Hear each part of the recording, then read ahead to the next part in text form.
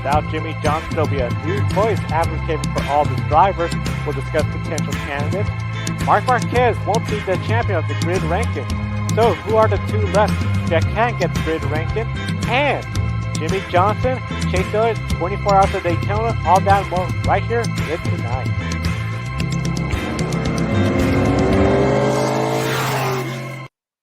Hello, everyone, and welcome to Grid Tonight, your weekly motorsports news program. And before we begin our program tonight, we want to say Happy Veterans Day to all of the men and women who have paid the ultimate sacrifice for our country.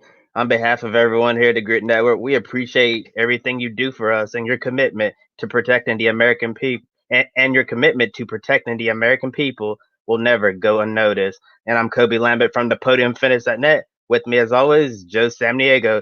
NASCAR season may be over, but we're not stopping with our news reporting here at the Grid Network. We have a diverse lineup of racing news from around the world to discuss with you tonight. Jimmie Johnson completed for the final time in the NASCAR Cup Series as a full-time driver this past Sunday at Phoenix. Besides losing eligibility for a championship next year, there's another role that has opened up with his departure: the driver's voice in the garage area. While not an official title with roles and responsibility, it has a history of representing the drivers in the NASCAR Cup Series. These drivers are just one of the many stakeholders in NASCAR. Other stakeholders are the teams, owners, track owners, television networks, and NASCAR. While the drivers are the most recognizable faces of NASCAR, often they are left out on the major decisions regarding the sport, and there's their leadership of this role that comes into play. One driver to speak on behalf of most of the drivers to advocate for the drivers' needs and wants. This includes policies on and off the track. But who becomes the voice? How is that role measured? And how effective is that role? Often, the most senior driver in the NASCAR Cup Series becomes the voice of the garage. Richard Petty, towards the end of his tenure, was seen as the leader. After he retired, Dale Earnhardt Sr. really took the role to a new level, especially with his personal relationship with Bill France Jr. After his sudden passing, Jeff Gordon assumed the spotlight and led NASCAR forward. However, there are some notable drivers that haven't been casted this position. This includes Darrell Waltrip. He was known for advocating to NASCAR to franchise for teams such as Bud Moore Racing, Junior Johnson, but to no success in their late 90s. Rusty Wallace seemed to never be considered a garage voice leader, and it was sort of passed up by Jeff Gordon. The voice is usually someone with good relationships with NASCAR, the many stakeholders involved, and can be seen as a leader on and off the track. Since Jeff Gordon's retirement at the end of 2014, Jimmie Johnson became that voice. Dale Earnhardt Jr. had a major role as well, some seeing it as a split between the two drivers. However, Dale Earnhardt Jr. wrapped up his career at the end of the 2017 season, and Jimmie Johnson has just wrapped up his full-time tenure in the NASCAR Cup Series. So, who would be the new voice in the Cup Series garage? If by seniority, Kurt Busch, Kevin Harvick, both been around since 2001. Only Kurt Busch raced against Dale Earnhardt Sr. in the 2001 Daytona 500. Harvick joined a race later after replacing Dale Earnhardt Sr. Ryan Newman is the only other driver besides those two to race in NASCAR during the Winston Cup era and continues racing. Kyle Busch is the only driver with multiple championships out of all the active drivers. Brad Keselowski is one of the most vocal drivers in the Cup Series garage, on and off the track. And then we have some newer upcoming drivers such as Bubba Wallace. He has led a major effort for diversity inclusion with NASCAR, including banning the Confederate flag. And now you have Chase Elliott, now a champion, popular with the fans, and a personal connection to the Cup Series past with his father, Bill Elliott. So, when it comes to a new voice, who is likely to become that voice, or has the role diminished? Well, in my opinion, if we're talking about a new voice in the garage, I'm gonna go with somebody for the short term, a driver who I don't see racing 5 years from now, and I'm gonna go with Kevin Harvick. We've already seen Kevin Harvick not be afraid to speak his mind and voice his opinion on several topics. Yeah, definitely in the short term, I'd go with Kevin Harvick there is the voice in the garage.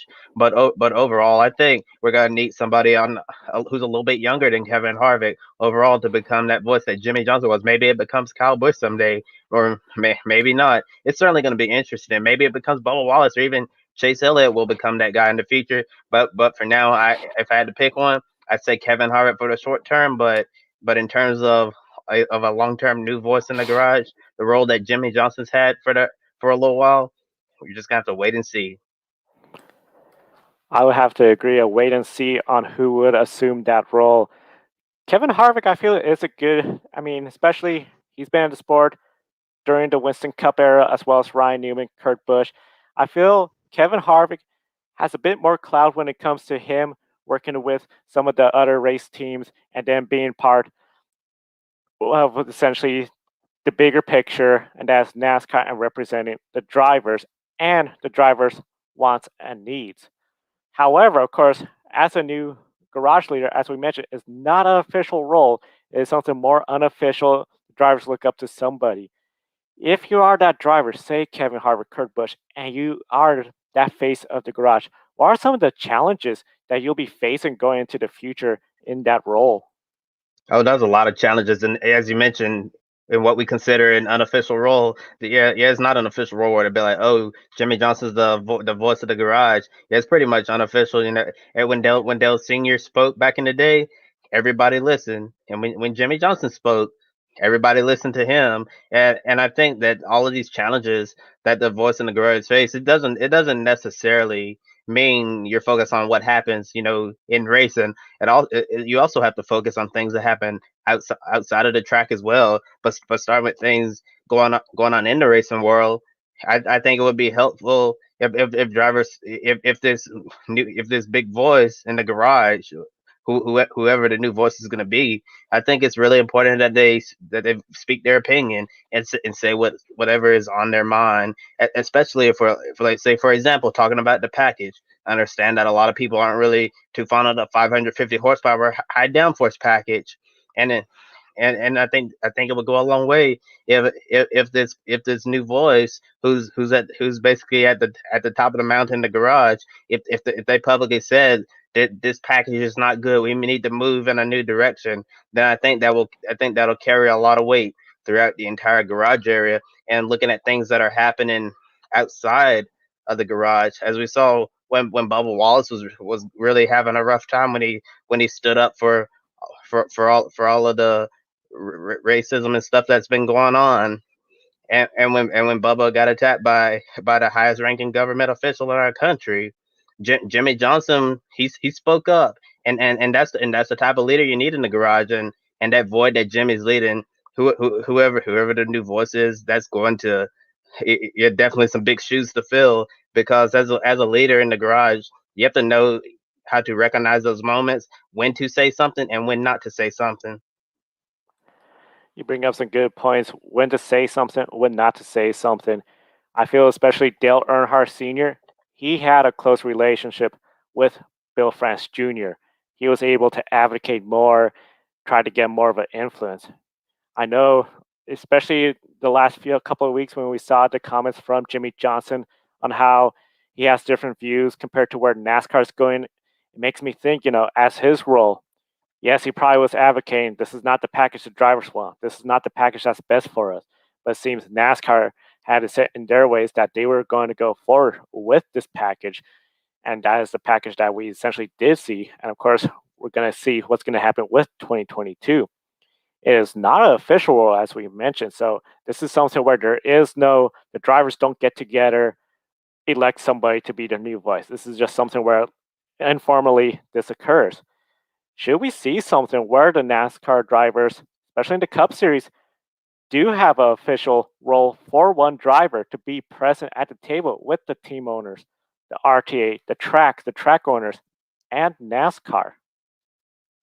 I think that would certainly be interesting, but in today's day and age, I don't really see that happening. I think as long as you have that one voice in the garage, someone whose voice who carries loud enough where they can be heard by a lot of the higher ups at NASCAR. I think that's the only thing that matters here. It would be great if we had a driver represent the entire garage to meet with the team owners, and with the RTA tracks in NASCAR. I think that would be great and all, but I don't really see that happening in the future. As I mentioned, just think it needs to be someone who's well respected throughout the garage area.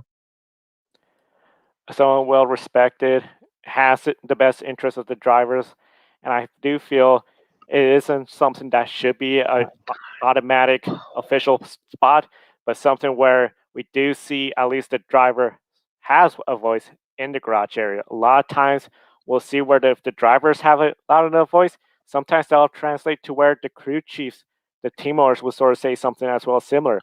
We all know this year how Cole Pern, being away from NASCAR, not a crew chief for anyone, has criticized the package. Makes it a lot of folks indicate that it was not only the drivers but some crew chiefs as well that are saying, "Hey, this is not producing the best racing out there." So definitely, I feel like this is something where it would be nice to see an official title, official role.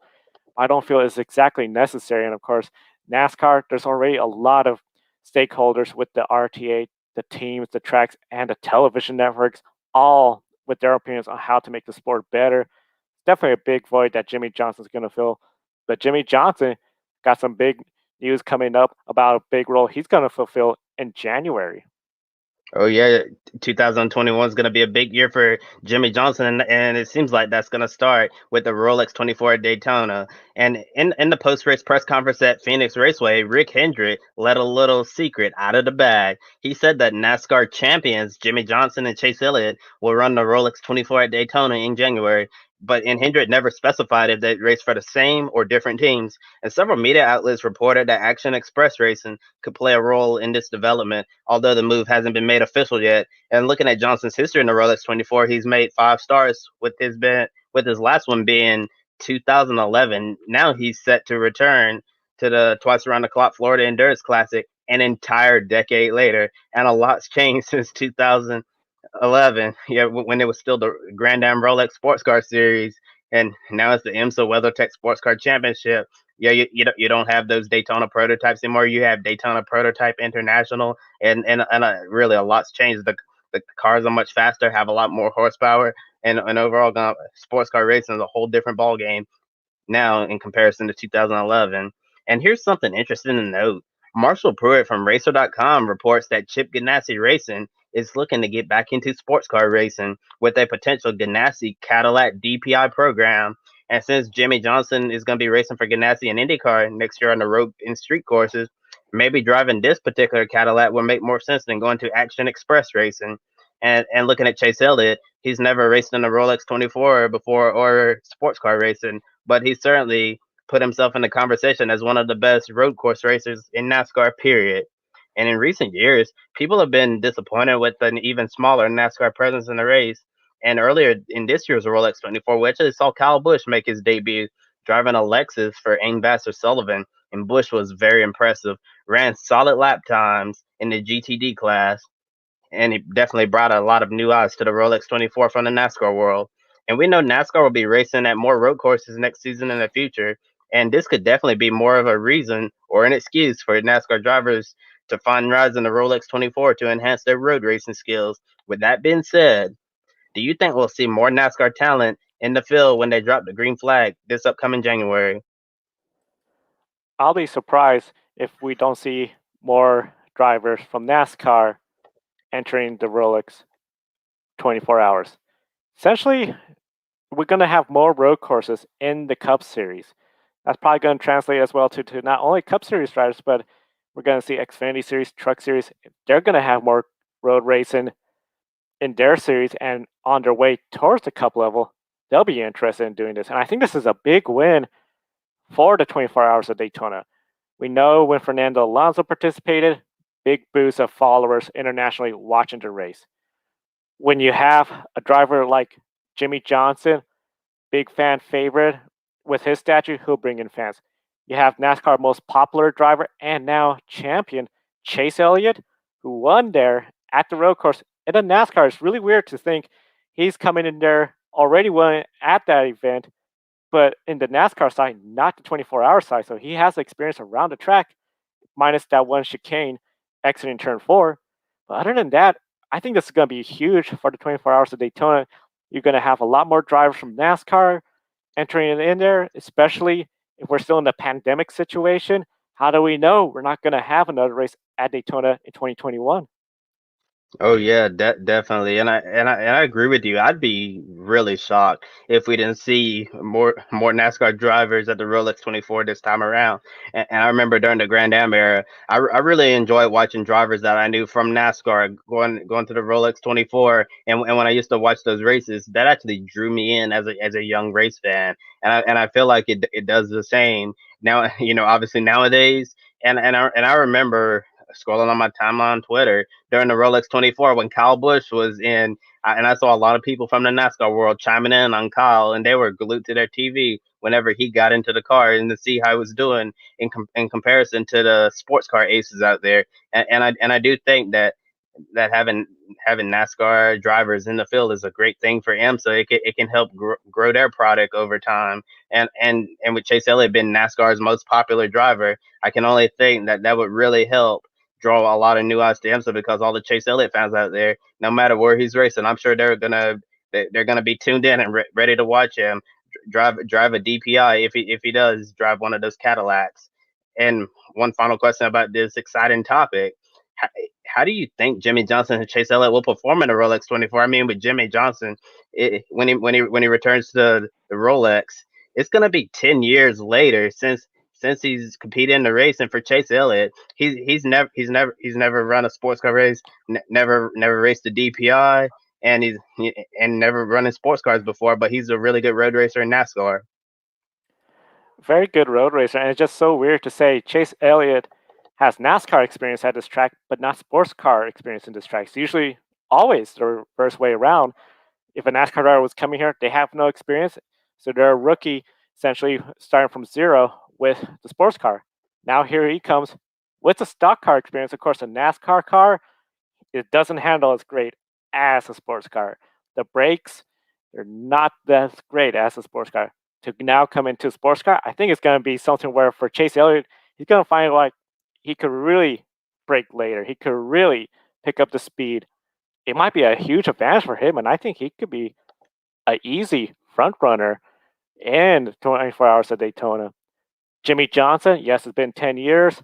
The cars, of course, have been evolving and changing, but I do feel he'll still be a contender as well, especially if we're in a situation where I feel a cool track, I wouldn't say wet conditions, but cool track, dry conditions, the anticipation of rain, I feel he would really excel in those cool conditions, especially since a lot of times NASCAR, they don't have tire warmers like other series, like Formula One and others. They get on pit road, those tires are cold. Go out there, put on some laps, and just be consistent. And I feel they're both going to do really well. I agree with you. I think both are going to do extremely well.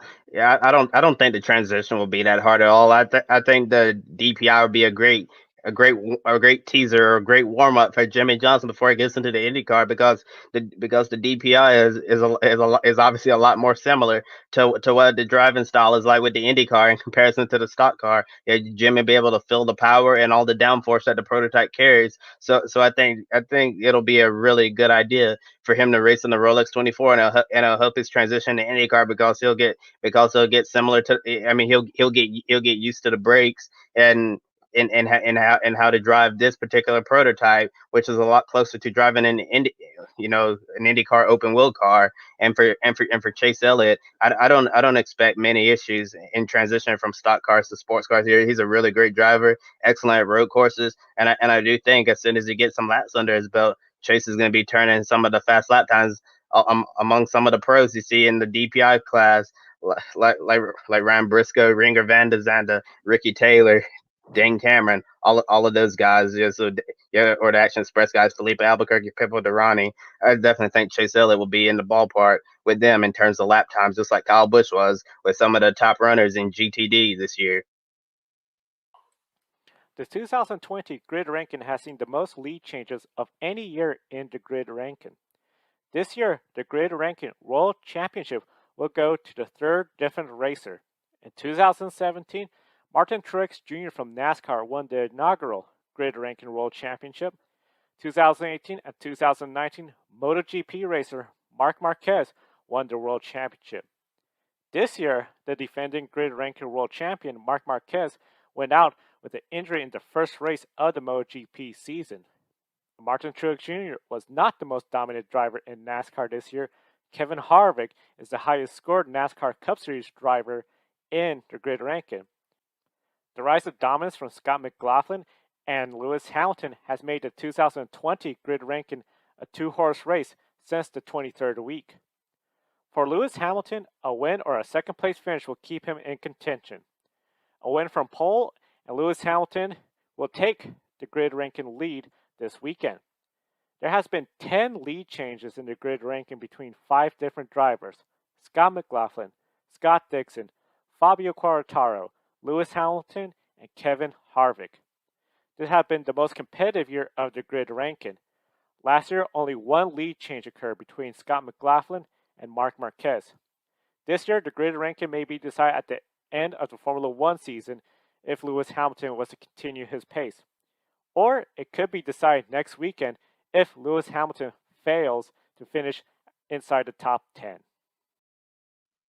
And Joe, why is it so important for Lewis Hamilton to score wins or second place finishes in order to catch up with Scott McLaughlin? I mean, the Supercars season is done, so there's no more that Scott McLaughlin can really do.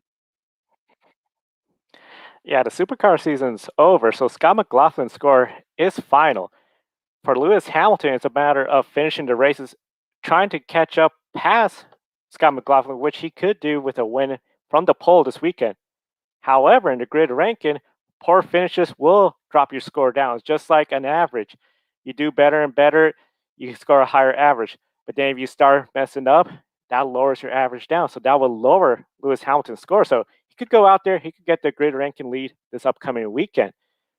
But if he goes out there 2 races later, DNFs, poor finishes, that'll drop his score down, and especially since he has a higher strength Scott McLaughlin has a higher strength and competition compared to Lewis Hamilton in Formula One. That could be a really big factor as well. And you mentioned the strength and competition factor, and I'm just wondering, how is that determined? The strength of competition the grid ranking determines is the competition level from each series. So for Lewis Hamilton Formula One, we know in Formula One there are traditionally 3 teams that are going to be contending for wins and the championship: Ferrari, Mercedes, and Red Bull. Of course, this year now it's really just Mercedes and Red Bull. If Lewis Hamilton was not to go out there and win races, he's having another race like the Italian Grand Prix where we saw AlphaTauri win.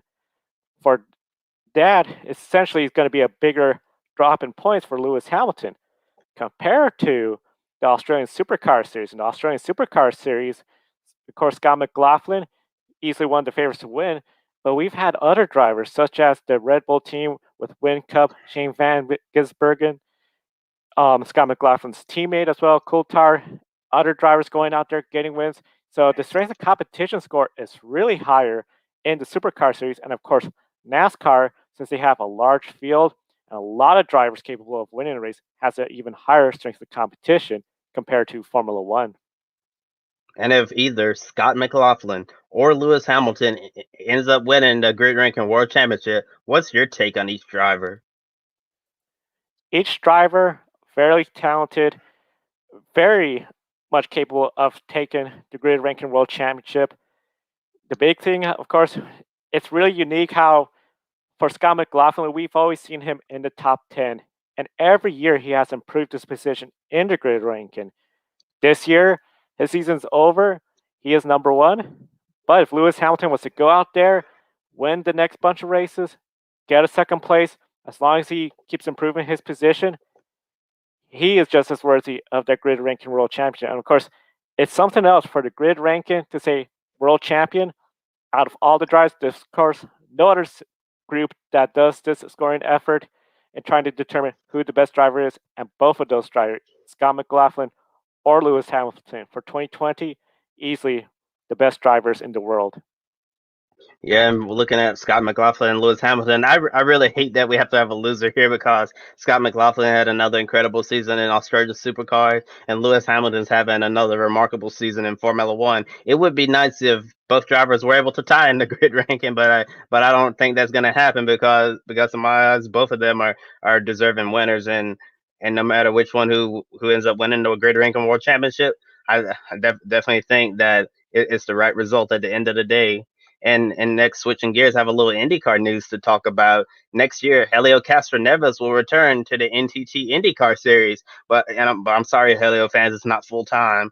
It's on a part-time basis, and after spending most of his racing career with Team Penske, 2021 will definitely be a change of scenery for the Brazilian driver. Helio signed with Meyer Shank Racing to drive the number '06 Honda, and he's going to be a teammate to full-time driver Jack Harvey, who drives the number 60 Honda. And Helio's planning to run a 6-race schedule starting at Barber. Then he's going to run Long Beach, the Indy 500, Indy Road Course, Portland, and Laguna Seca. And with the team building around Jack Harvey, how much will it add to the Meyer Shank Race and IndyCar program, with the addition of a veteran with so much experience, such as Helio Castroneves?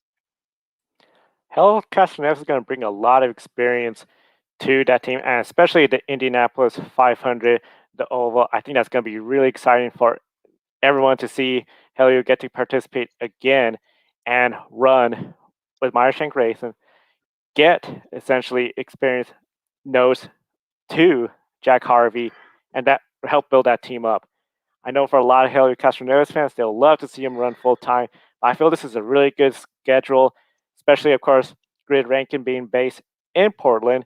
We'll definitely be hoping to be at the track, interview all the drivers as well, and get access. So definitely, I think it's a good season overall for Helio. The experience he's going to bring, and then of course his character, he could easily as well attract sponsors to come invest in the team. Yeah, definitely. And I think added Helio Castroneves, all of the years of IndyCar experience it has is only going to help this program get better and continue moving up the grid. As we've seen this year with Marchand Grayson running full time, I believe they've definitely made a huge step forward with that program. And I think aligning with Andretti Autosport is the cherry on top because they're getting getting good equipment from Andretti. And I think it only helps instead of running a solo operation all on their own and struggling at the back of the grid. And I think that this was a really attractive offer to Helio Castroneves because I'm sure Helio doesn't want to be fighting at the back of the grid trying not to finish last every week. I think considering all of the current options out there on the IndyCar market, I think this was the most competitive seat that Helio could find at 6-race schedule. Definitely doable and acceptable. And especially, I know he really wants to win another Indianapolis 500-mile race, so it can continue to add to his legacy at the Speedway and in IndyCar in general. Yeah, definitely add to his legacy in the car in general. And it's just crazy to think that select races, including Indianapolis, well, not the Indianapolis 500, but Portland Grand Prix, you're going to have Scott McLaughlin, Jimmie Johnson, Helio Castroneves, and of course Scott Dixon, Joseph Newgarden. Oh my goodness, that is a star-studded event. Can't miss it. And of course, Grid Network based in Portland. We're definitely going to be really excited for that event in 2021. Speaking of 2021, Formula One's 2021 schedule was unrevealed yesterday. Assuming all goes well, the traditional season opener will be at Melbourne, followed by Bahrain and Shanghai. Of course, race 4 has yet to be decided. Unfortunately, the Vietnam Grand Prix will not take place. There was some controversy going on about one of the event organizers, all sorts of things where that event doesn't look like it might be happening. So definitely that fourth race, a lot of potential of what could be there. Then we have Barcelona, then the return of the famous Monaco Grand Prix. Of course, Monaco did not occur this year due to the pandemic. The unique thing, Monaco moves up 1 week from Memorial Day weekend. So we're not going to have morning with at Monaco, lunch Indy 500, dinner Coke 600. It's going to be a little bit different to see Monaco the week before. After Monaco, pretty much the rest of the typical F1 season that we've seen. Baku the first week in June, followed by Montreal, Paul Ricard, Austria, Silverstone, the Hungarian Ring, and Spa Francorchamps. There is a new race. Of course, it was supposed to take place this year in the Netherlands, the Dutch Grand Prix. Of course, that's going to be a big event for Max Verstappen and his fans. Monza, Sochi, Singapore, Suzuka returns, as well as the Circus of America, Mexico City, and Sao Paulo, Brazil for the Brazilian Grand Prix. We do have another new race in Saudi Arabia, and then the ending of the 2021 season in December, the first weekend at the Yas Marina Circuit in Abu Dhabi. Although we have a long way to go until the season opener on March 21st, do you think the 2021 season could potentially be disrupted by the global pandemic in 2021? Definitely, Joe. Definitely. I know. With this current Formula One season, that they've been pretty much in the same vicinity for most of the season. But next season, 2021, it looks like they're trying to run a regular schedule again, and I'm very hopeful that they're going to be able to complete the schedule in full. But look at the current situation right now, all over the world.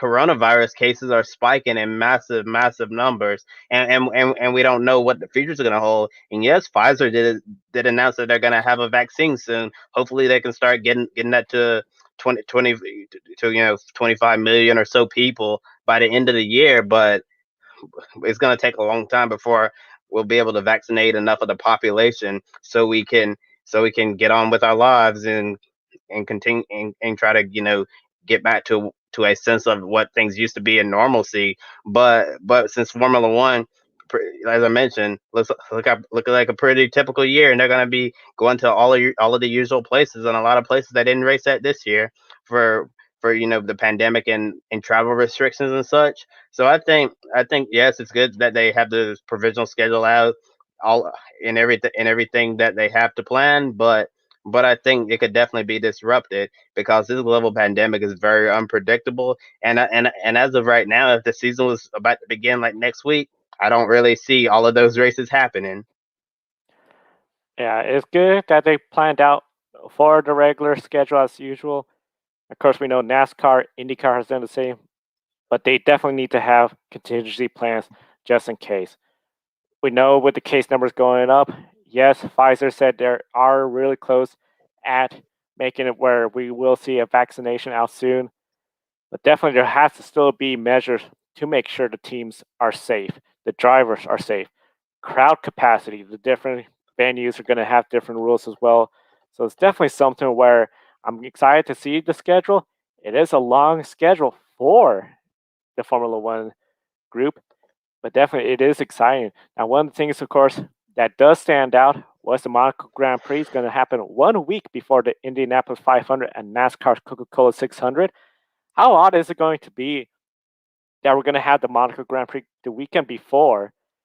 So essentially, the greatest weekend in motorsports, three big races, is now essentially just two races.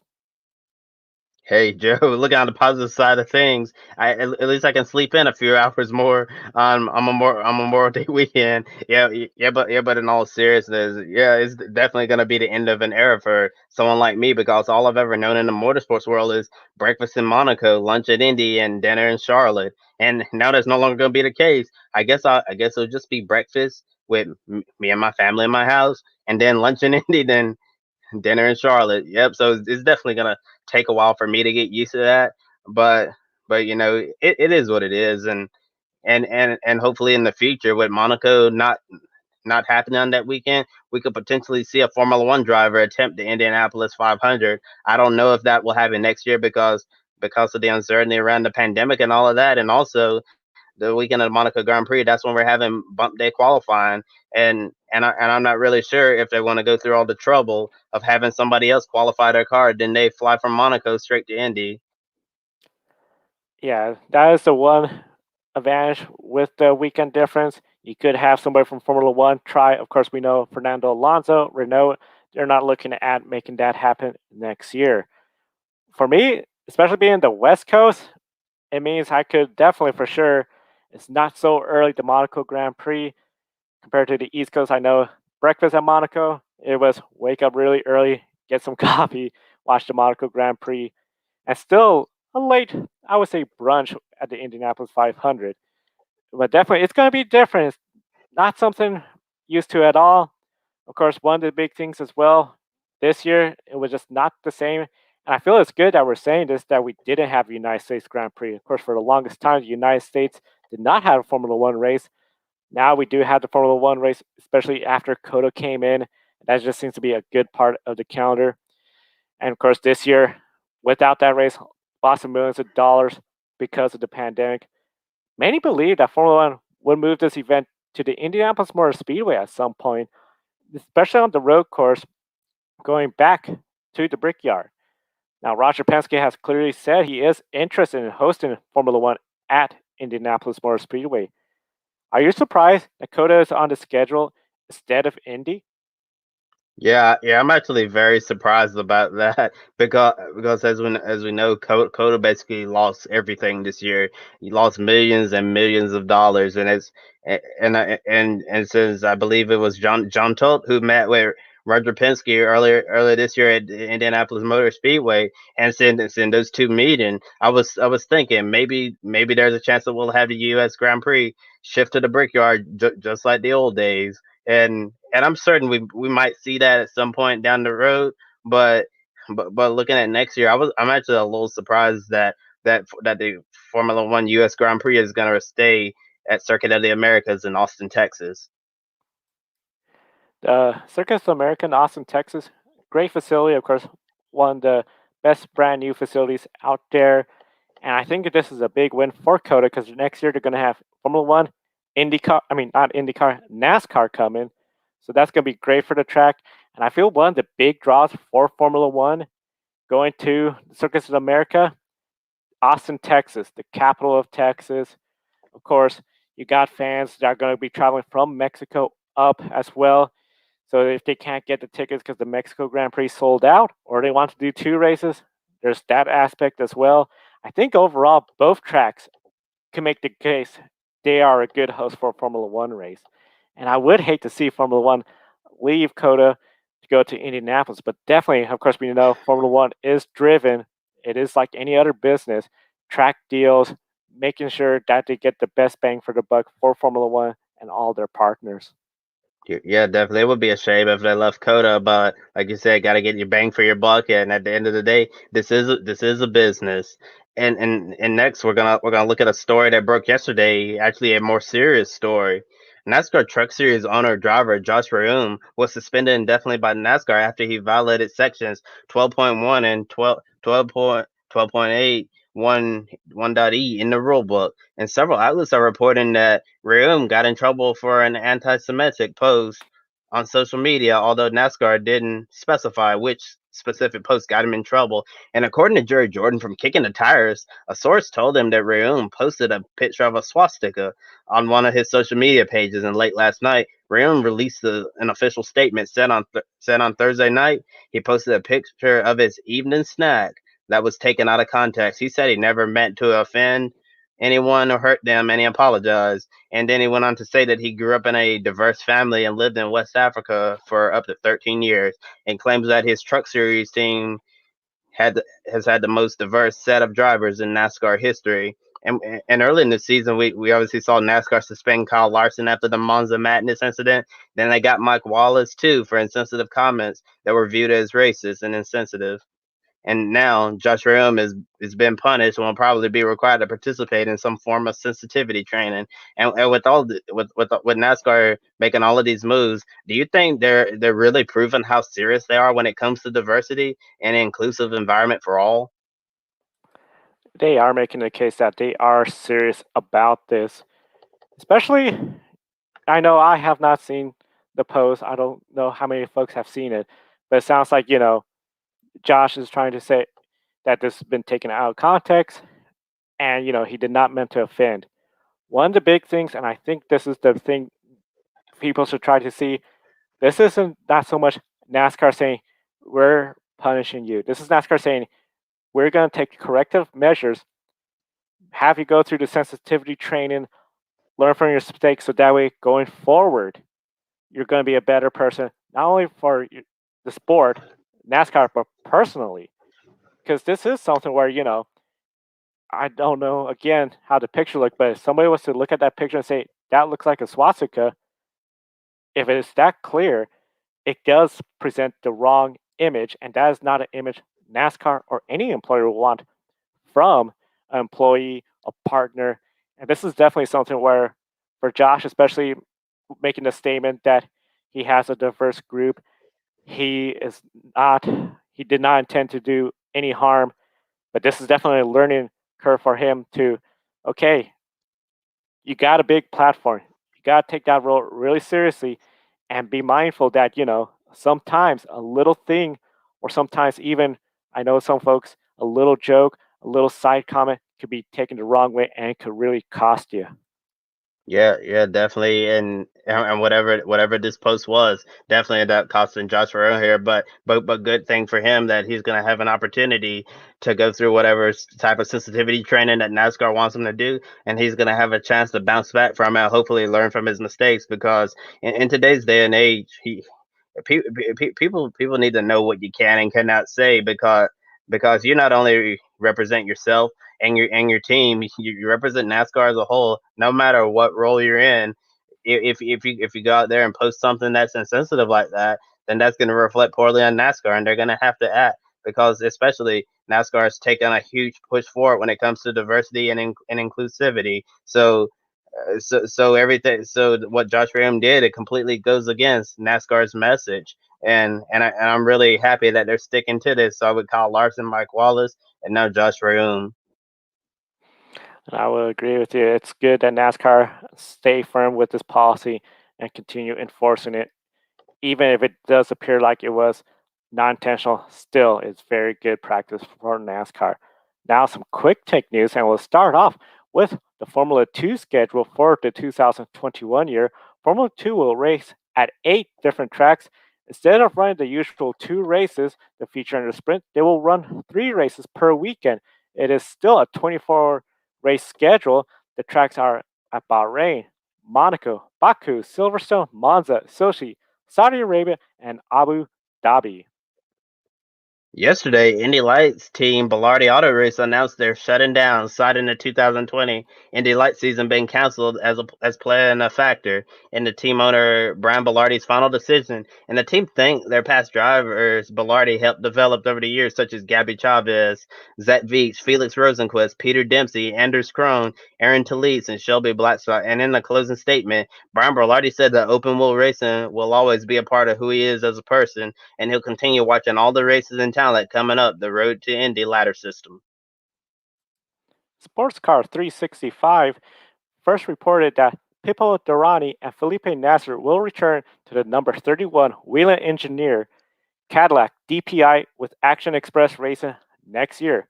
Toyota Gazoo Racing driver Mike Conway will return to the team for the endurance races, replacing Felipe Albuquerque, who is expected to partner with Rick Taylor Racing next season, sharing the number 10 Wayne Taylor Racing Acura DPI.